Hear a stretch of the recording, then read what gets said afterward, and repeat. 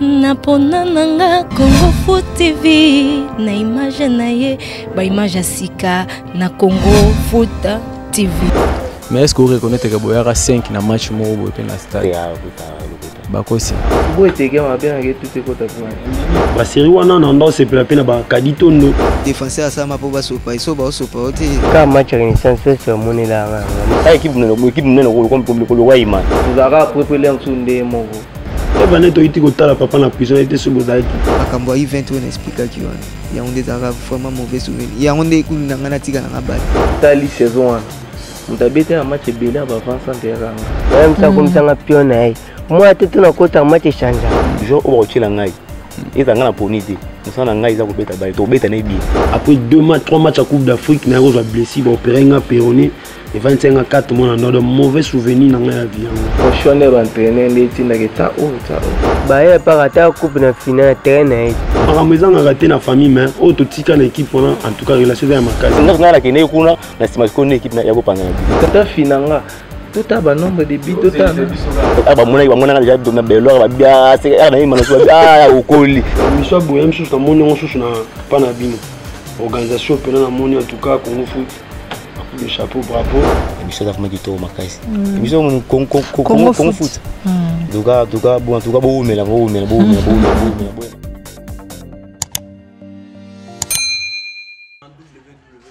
Congo Foot Télévision, ça c'est votre chaîne, hein, votre émission où il y a football congolais. Là vraiment je vous dis pacificateur Milambo na kacha Boston, grand frère propre yo yebi kaka ndenge za la lelo to que c'est la mingi ba news oiza boye bino sur ba congolais élimination ya Léopard, hein, donc Léopard botala Léopard équipe na biso et ça na CAN ya 2022 na Cameroun, donc ça dit vraiment pas si mingi na ba congomani et puis to kobeta la sous solo ya Fekofa ndenge constant match albako za sous candidat et puis les solo ya Lina Foot to kobosa na pété kobeta les solo ya mondial, hein, donc Qatar 2022. Oui, bien Kalaté, éliminatoire à Qatar 2022, Ezo Banda. Donc, merci beaucoup. Dans l'espace où Bandi Bissou, New Vice, Talara, espace où Toko Makasi, Bongo et quand même bon na gérant Blaise, Chileng, donc Talara et Polo, Masolo, donc sécurité dans Syrie, on a un mouquet sur le site Bavanti, Maître Baza, vrai chéri, Bayamba, Betimo Tour, ils ont cicaté en triste maman au bout de son côté Kawana.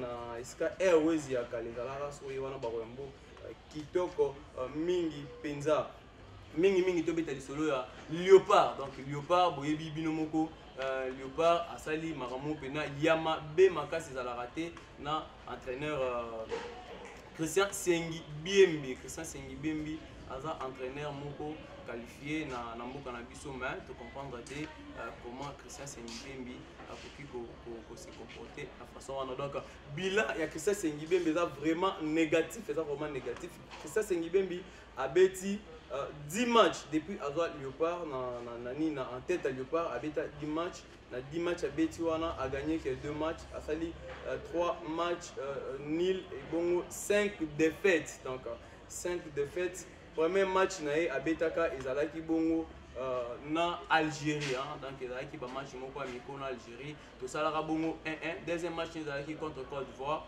to polaka 3-1. Et puis ayoko sala match nul à 0 but partout à na stade de Marty contre l'équipe ya Panther ya Gabon. Et ayoko sala 2-2, hein, 2-2 na Gambie, on ezalaki na compte éliminatoire ya CAN 2022. Et après, il y a ce match amico contre Burkina Faso. Hein, donc, le match, ils ont bongo soldé na 3-0 défaite à Léopard. Il y a match na Maroc. Hein, donc, na Maroc, ça qui bongo 1-1. Et il y a na Angola, à sali 0-0 à la stade de Martyr. A beti match na Angola, retour na Katia. Il y a Luanda, qui a bongo 1-0. Christian Sengbembe a gagné. Et puis avec ça là 3-0 na Gabon, avec gagné Gambie awa 1-0. Donc 10 matchs au total, il y a Christian Sengi Biembi foin ba kongomani baleli vraiment ils ont vraiment malamu penzate. Et après toi qui comme il fallait qu'il a démissionné n'engez à la rare partout ailleurs, donc ceux qui peuvent vraiment résultat ils ont ma capacité c'est l'entraîneur il faut démissionner mais Hier, tout le monde a gâché qui m'a tout petit et après, bah, qui pour limoger, hein, donc il n'y a pas présent, il y a Fédération Constant Omari, qui bon pour limoger Christian Sengi Biembi. Donc là maintenant, on va vous donner l'équipe qui est déjà qualifiée hein, pour la CAN Cameroun 2022. Hein, donc, nous avons na Mali, nous avons na Guinée, nous avons na Burkina Faso, nous avons Malawi, Ghana, Soudan, Gambie, et puis Gabon, Maroc, Mauritanie, Cameroun, pays hôtes, et puis Cap-Vert, Égypte, Comores, Algérie, Zimbabwe, Sénégal, Guinée-Bissau, Tunisie, Guinée équatoriale, Côte d'Ivoire, Éthiopie, Nigeria. Donc entre-temps, c'est la match, il y a Benin, Sierra Leone. Bangomi Bali a gagné Yende a ça 24e équipe hein oyo et Robeta Bongo Coupe d'Afrique des Nations au Cameroun par Wele là vraiment bilinga alors que tout le monde a il y a la liste oyo il y a 23 pays où ils ont déjà qualifié les grands absents il y a Léopard donc c'est vraiment passe mingi na congolais mais tout le monde qui bon peu réaction là qui moi mingi neti Cédric hein Cédric Bakambu alors qui déjà objectif ezaka Qatar mondial hein donc Qatar mondial il faut vraiment tout kende na Qatar tout le monde qui bon peu one Bissaka o évoluera bon na Manchester United hein il pas le bas qui bon objectif ezaka tout kende Qatar 2022 donc ça qui nous mbala moko calendrier éliminatoire Coupe du Monde Qatar 2022 donc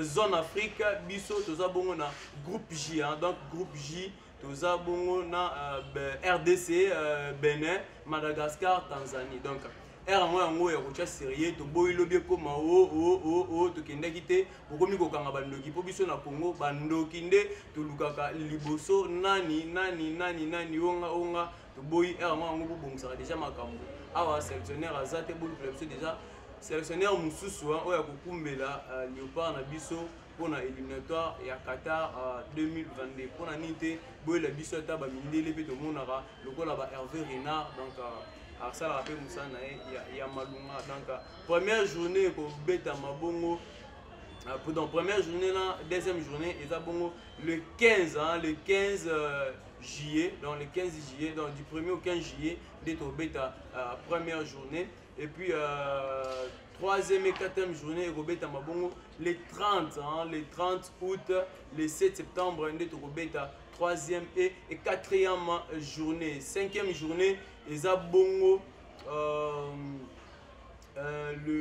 les 4 à 12 octobre 2021 au Dozali né Robeta 5e et 6e journée donc il faut toyer baké ba groupe eza 10 donc na 10 na 10 groupes wana ba ozalaka na posa ya ba premier wana ba 5 tant ba 5 wana nde ba kokende sikoyo plutôt ba 10 ba osala sikoyo tirage hein, donc tirage wana ba kokabola bango na 5 matchs donc 5 matchs wana nde ba kozwa moko po ba kende kobeta Coupe du Monde il y a Qatar donc tout ça na présent Mochepe o aza bongo présent ya Fédération africaine de football tout ça ba mekano un peu ko bunda na niveau ya FIFA kuna de façon que plutôt Afrique tout comme okende pe ata ebele na mondial parce que jusqu'à présent to kenda ka 5 pays ils a vraiment muké comme na continent o ils a bongo na 54 pays donc to kende ka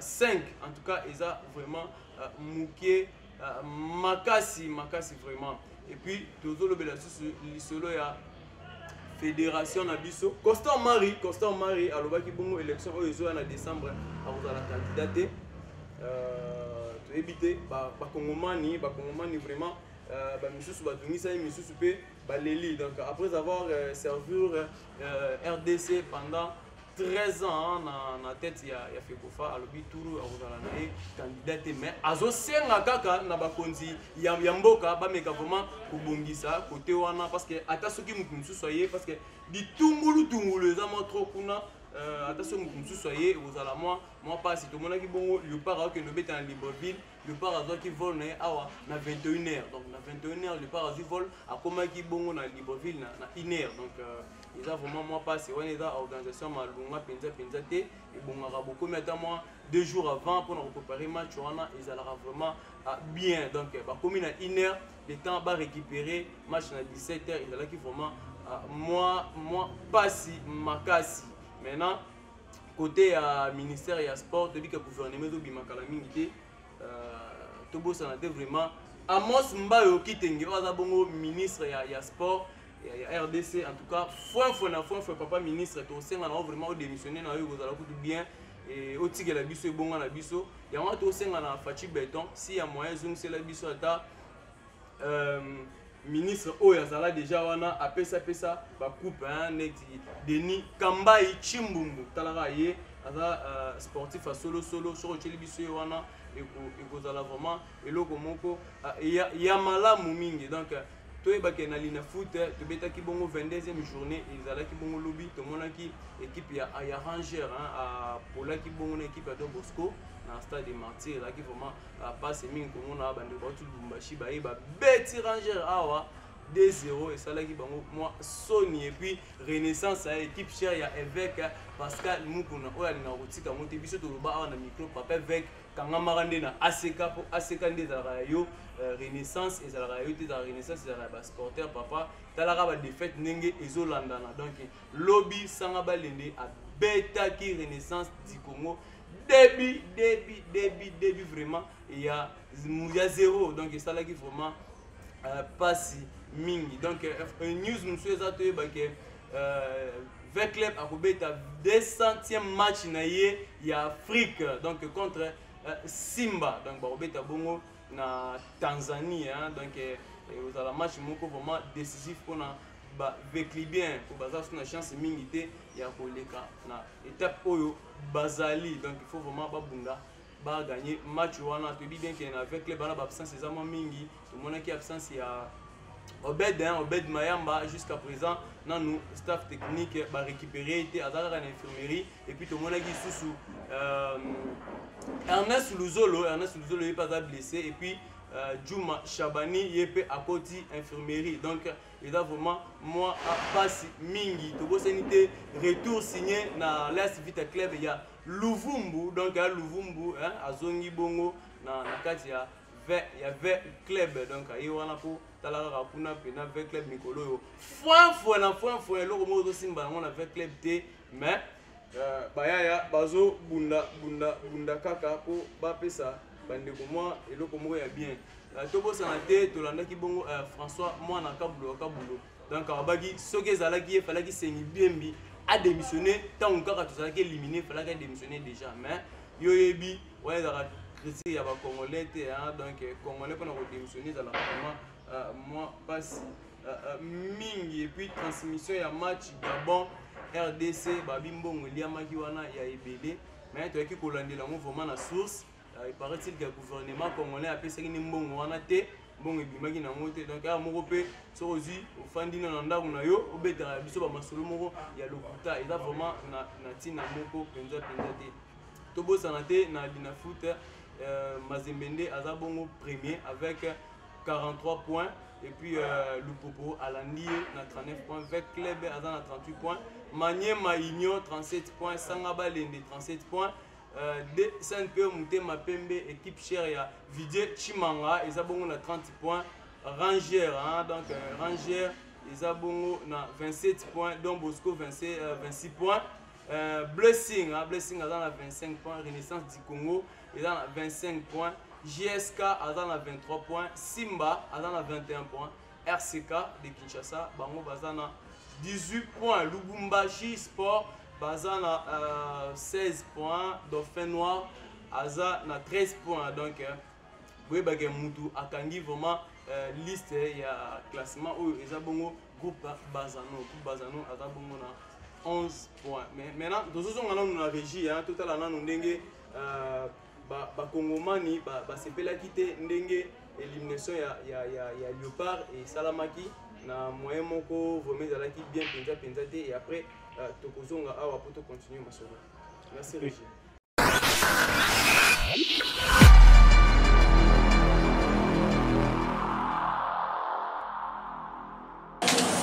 Il y a un soir pour l'organisation tout d'abord. Il y a du balai, entraîneur la biso, entraîneur le la similier. Talaka bani. Tant on soupe to évaluer kate, to sali premier ni, deuxième ni to évaluer. Attends wana ba entraîneur ba lingi ko démissionner ba mon côté. Tant on monique équipe zo gagner au réussir te na likambo 2-3 fois. Yo mo ko courage ko le bakeno na kokate. Ngé tozu micro poto ba kopesa ba impression na biso na Italie football na biso ya Congo. D'abord likambo liboso tozomona manque ya organisation à niveau ya FECOFA. FECOFA vraiment azosala ta programme moko te ba imprévu eza ebelé et là on a vraiment tozali ko déplorer yango. Or diriger c'est prévoir. Bango baza ba dirigeant. Ba bi ke bazo diriger football congolais mais faut pas prévoir, faut calendrier moko ba fini ezala. Tala auto longwa siko.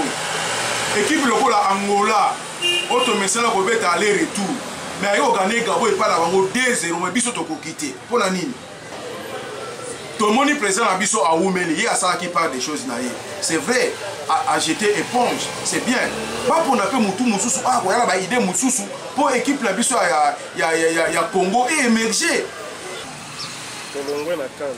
Oui, c'est normal il faut que comment bolingi tout ça la mieux lorsque vous préparez déjà réussite. Gouverner c'est prévoir. Et réussite il y a qualification la biso. Et c'est un gars qui peut préparer en haut depuis Kana. Suite à la préparation, il faut tolonga. Tu vas gagner ibenge na bakani même ikana ngo tono za kupite tono katana mais tozanga continuer tono kinango tala soni pays lokwa église pays moko munene mais toujours katana na kani na ba pays misa mike ba regretter makasi na osakarate ezalakate zomon toi là bon joueur mais encadrement malamu izate à partir na ba coach ba coach ba joueur ba estimé ba 10% ba joueur ba bebisa ba moral ba joueur ba joueur ba nganga la banga mike comprendre ba ngwani ba bebisa ba idps ba joueur na biso.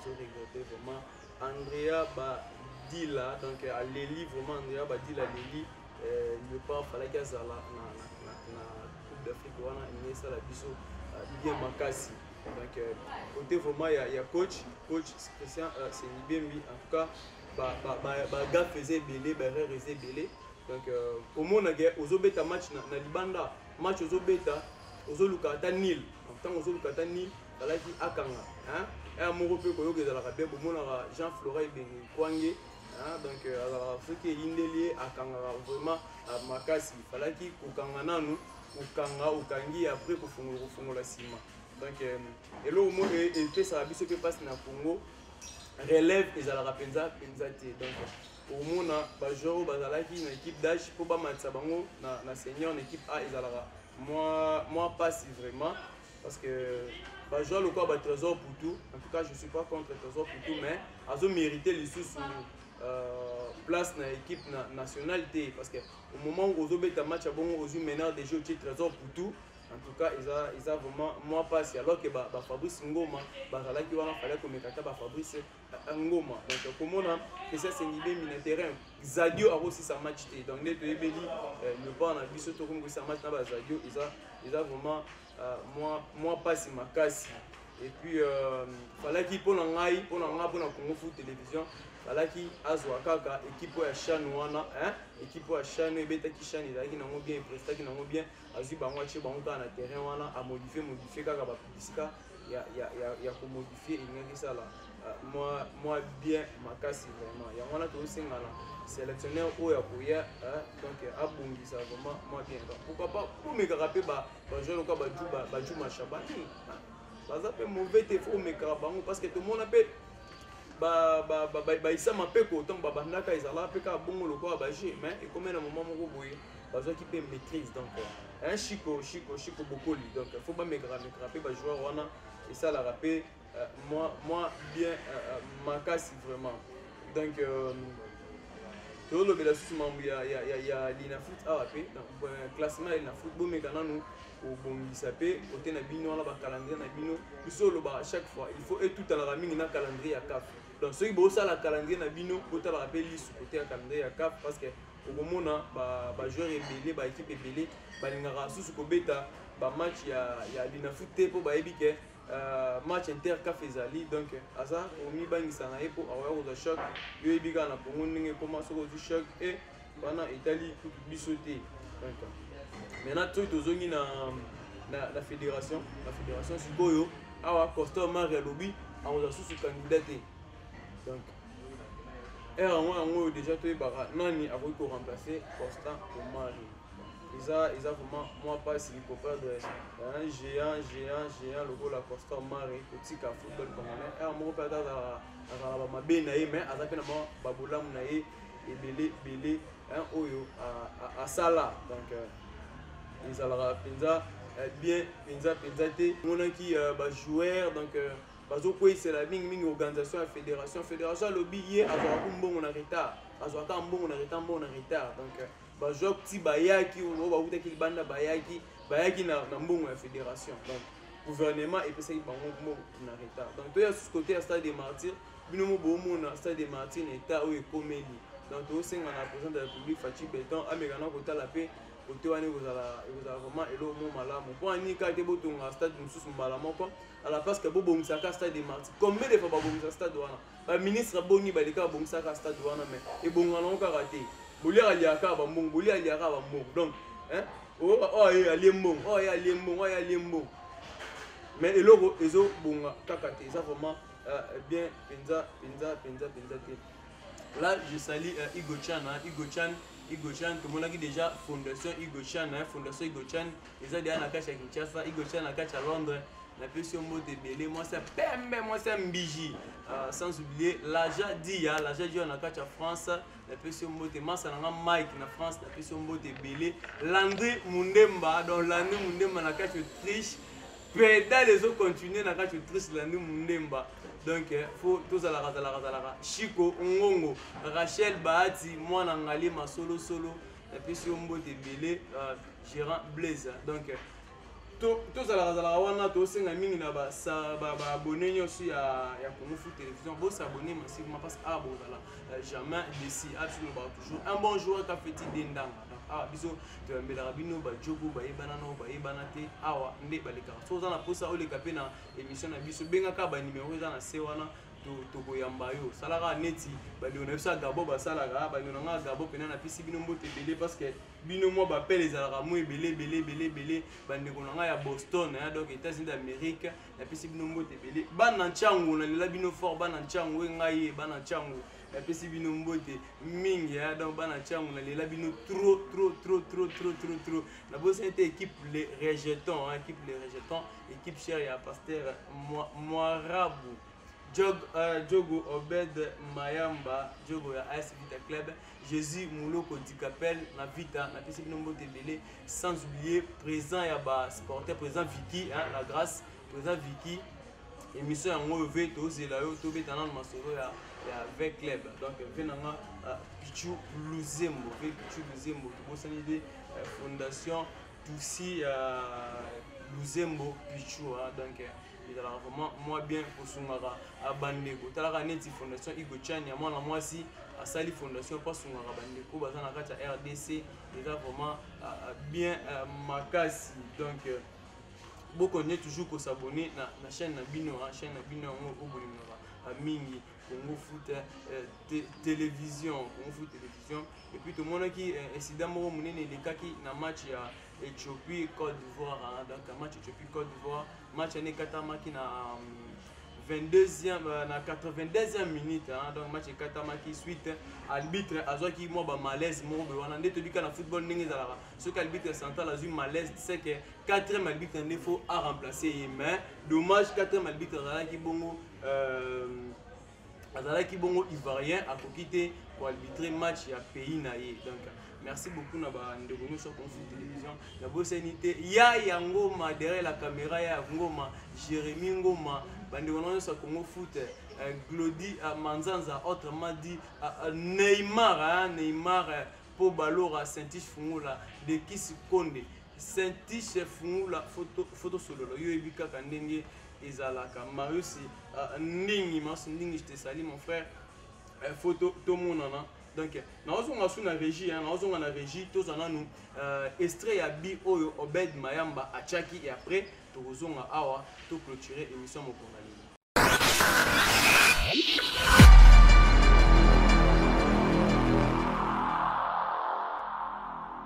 Still with Soz. A little bit of space for him there. The shot comes in. Well driven away. There's a chance for the follow-up and it's in. And that is a goal. And that is the equaliser from... So into the last 10 minutes. And AS Vita Club. Oh dear, this has gone horribly wrong. That's going to be a fourth. Oh, dearie me. What a disaster for the goalkeeper Monged. And it's Obed who steps in and takes advantage for his second goal of the afternoon. And that is 4-1.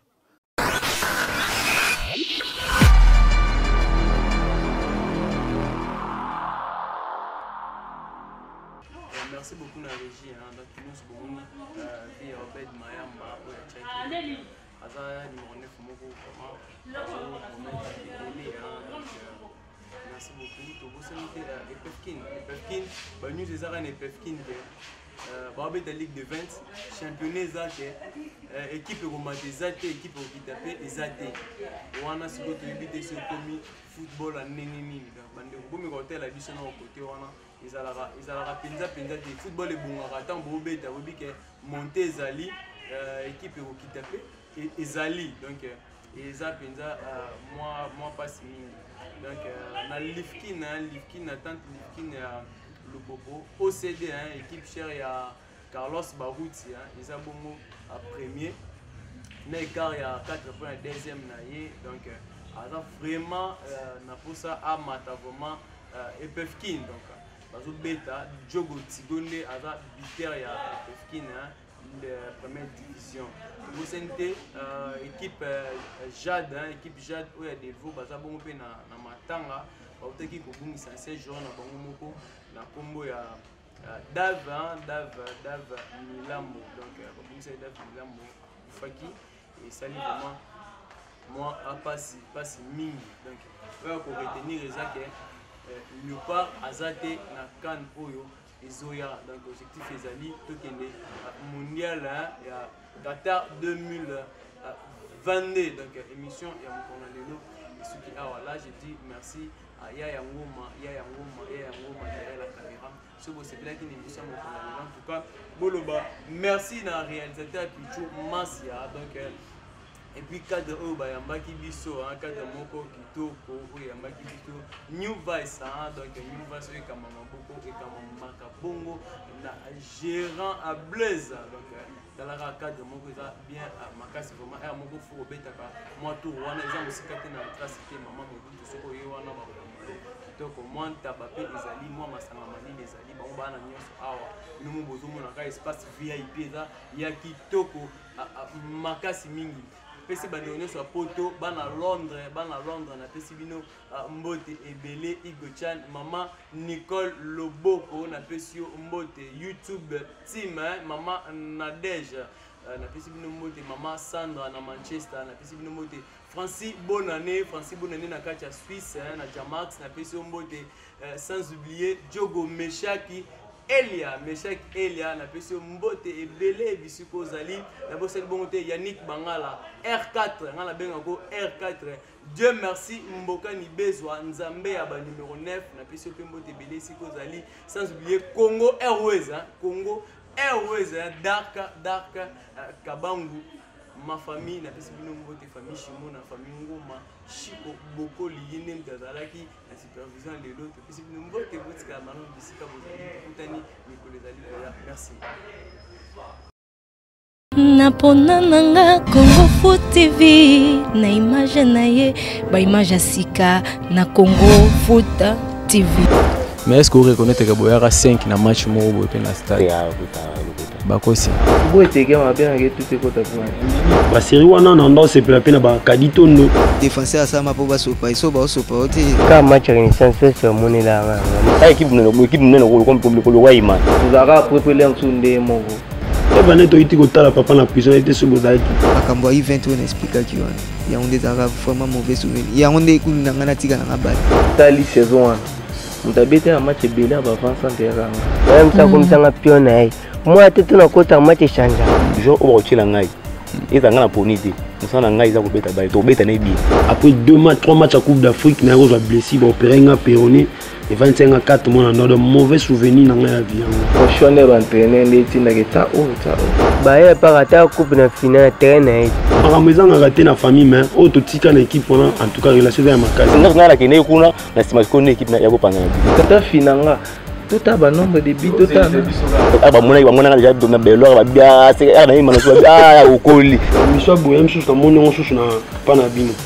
Organisation pena na moni en tout cas Congo Foot. Le chapeau, bravo. Émission d'Afrique du Tour, Makasi.